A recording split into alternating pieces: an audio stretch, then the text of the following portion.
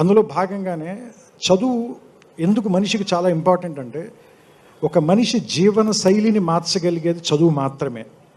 అంటే ఒక పేదవాడి కొడుకుని డబ్బున్నవాడిని చేయగలిగేది చదువు, ఒక గుమాస్తా కొడుకుని కలెక్టర్ని చేయగలిగేది చదువు, ఒక మామూలు మనిషి కొడుకుని సుందర పిచ్చయ్య లేదా సత్యనాదేళ్ల అలాంటి స్థాయికి, ఎక్కడో ప్రపంచం మొత్తం వాళ్ళ వైపు చూసేలాగా తీసుకెళ్లే స్థాయికి తీసుకెళ్ళగలిగేది చదువు.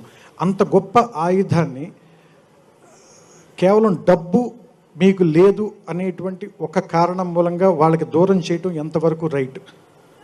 ఈ ప్రశ్నే ఈ సినిమాలో వెంకీ అడిగే ప్రయత్నం చేశాడు.